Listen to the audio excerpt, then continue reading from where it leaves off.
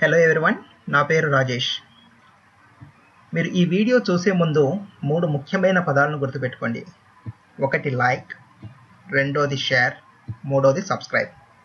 నేను నా మిగిలిన వీడియోల్లో చెప్పినట్లుగా లైక్ ఎందుకు చేయాలి అంటే దానివలన మీరు మా వర్క్ను గుర్తిస్తున్నారు అని మాకు తెలియజేయడానికి, అండ్ రెండోది దానివల్ల మేము మోటివేట్ అవుతాము.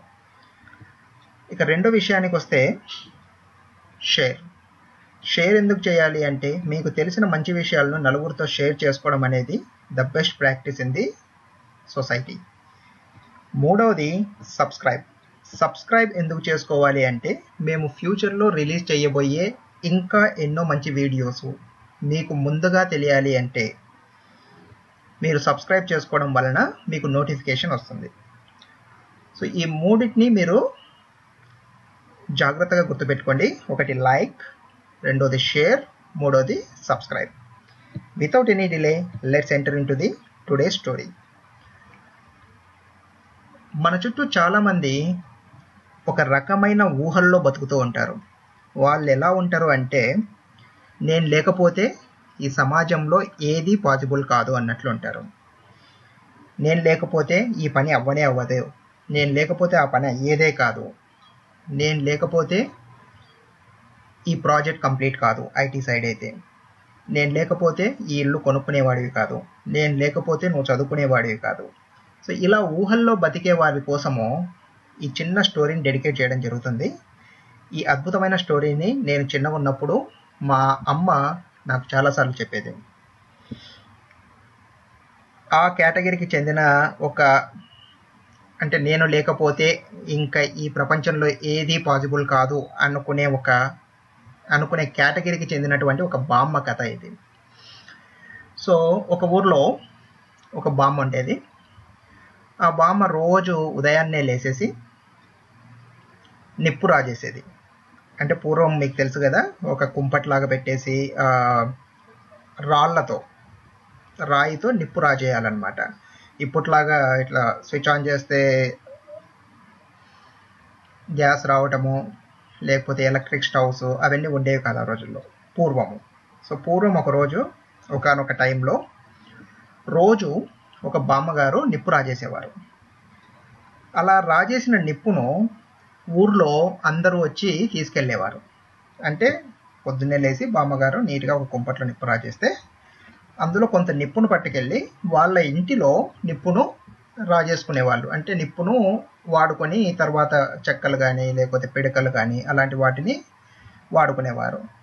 సో అలా కొంతకాలం గడిచింది. ఒక 3 years అనుకోండి, ఒక 3 సంవత్సరాలు గడిచింది. రోజు ఉదయాన్నే పాపం బామ్మగారు పొద్దున్నే 5కు లేస్తారు, నిప్పు రాజేస్తారు. ఆ నిప్పును ఊరందరికీ పంచుతారు.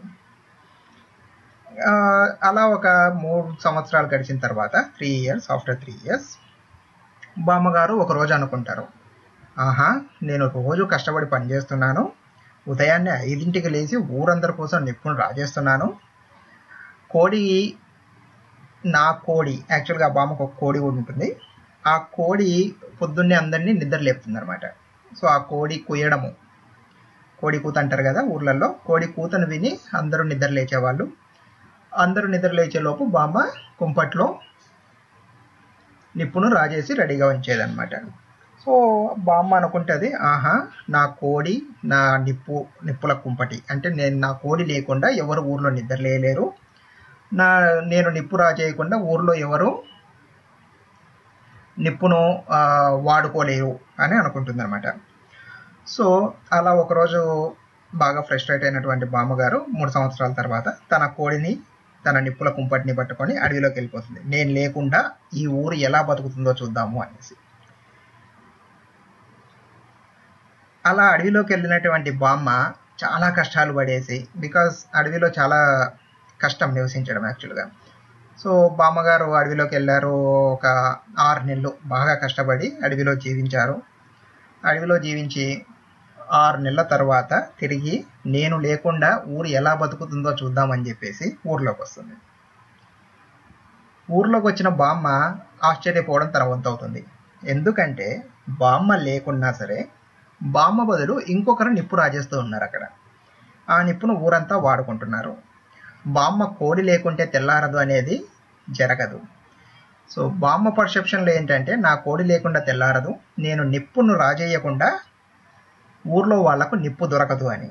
ఇలాంటి పర్సెప్షన్లో ఇన్ ది కరెంట్ వరల్డ్ చాలామంది బతుకుతూ ఉంటారు. ఫర్ ఎగ్జాంపుల్ ఐటీని తీసుకున్నట్లయితే, ఇన్ఫర్మేషన్ టెక్నాలజీలో నేను ఈ కోడ్ రాయకుంటే ఎవరు రాస్తారో చూద్దాం, నేను ఈ ప్రాజెక్ట్ డెలివరీ చేయకుంటే ఎవరు డెలివరీ చేస్తారో చూద్దాం, నేను లేకుంటే ఈ కంపెనీని ఉండదు, అసలు ఈ కంపెనీ అంతా నా మీదనే ఆధారపడి బతుకుతుంది. ఇలాంటి ఊహల్లో బతికే వారి కోసం నేను మొదట్లో చెప్పినట్లుగా నేను సహాయం చేయకుంటే నువ్వు అసలు చదువుకునేవాడివే కాదు, నేను సహాయం చేయకుంటే మీకెవరికి ఈరోజు ఈ కైండ్ ఆఫ్ లైఫ్ స్టైల్ ఉండేదే కాదు. ఇలాంటి మైండ్ సెట్ ఉన్న వాళ్ళ కోసం ఇది. సో కోడి లేకుంటే తెల్లవారడం ఆగదు, ఆ బామ్మ నిప్పు రాజేయకుంటే ఊర్లో వాళ్లకు నిప్పు అందక మానదు. అల్టిమేట్గా నా మీదనే ప్రపంచమంతా డిపెండ్ అయ్యింది అనుకొని ఏదైనా రాంగ్ డెసిషన్ తీసుకోవడం వలన సఫర్ అయ్యేది ఎవరు అంటే రాంగ్ డెసిషన్ తీసుకున్న వాళ్ళు తప్ప అవతలి వాళ్ళు కాదు.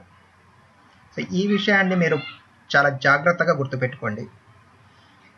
ఫ్యూచర్లో ఎప్పుడైనా డెసిషన్ తీసుకునేటప్పుడు నేను లేకుంటే ఈ పని అవ్వదు కాబట్టి నేను ఈ డెసిషన్ తీసుకుంటున్నా అన్న మనస్తత్వాన్ని మీరు మానుకోండి. మీరు ఉన్నా లేకున్నా జరగవలసిన పని ఖచ్చితంగా జరిగి తీరుతుంది. మీ బదులు ఇంకెవరో ఆ రోల్ను తీసుకోవడం జరుగుతుంది. కాబట్టి ఇలాంటి ఆలోచనలతో ఎటువంటి డెసిషన్స్ తీసుకోవద్దు.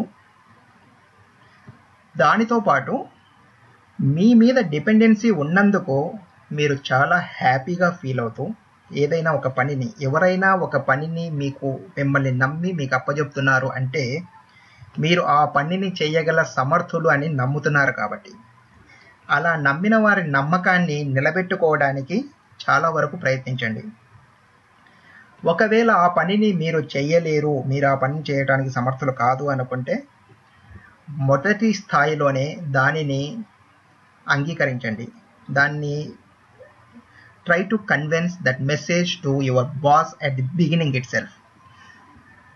ఎంత త్వరగా వీలైతే అంత తొందరగా మీ బాస్కు చెప్తే he might look for alternative or he might look for help from the other people who can help you. So experts అనేవాళ్ళు ప్రతి జోన్లో ఉంటారు, ప్రతి ఏరియాలో ఉంటారు. మీకు ఏదైనా తెలియనప్పుడు ఆ విషయాన్ని ముందుగా మీరు మీ బాస్కు చెప్పినట్లయితే మీ బాస్ మీకు ఏదో ఒక విధంగా సహాయపడగలడు. ఒకటి ఆల్టర్నేటివ్ చూడగలడు, రెండవది మీకు సహాయం చేయడానికి ఒక ఎక్స్పర్ట్ను ప్రొవైడ్ చేయగలడు. అంతే తప్ప అండ్ మీరు సర్టెన్ ఎక్స్పర్ట్ అయిన తర్వాత and don't think that without you company cannot survive.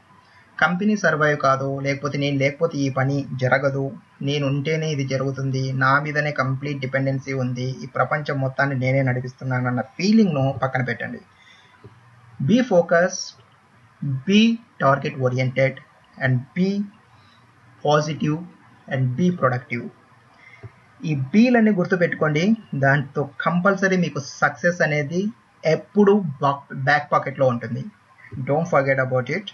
సక్సెస్ను back పాకెట్లో పెట్టుకోవాలి అనుకుంటే యూ షుడ్ రిమెంబర్ దట్ మీ డెడికేషన్, మీ ఎఫర్ట్స్, మీ హార్డ్ వర్క్, మీ soft skills, you have to integrate all these things. Actually ఇలా చెప్పుకుంటూ వెళ్తే చాలా పెద్ద లిస్ట్ ఉంటుంది, కానీ నేను లేకుండా ఈ ప్రపంచం నడవదన్న ఒక్క విషయాన్ని మాత్రం మెదడులోంచి కంప్లీట్గా తీసేయండి.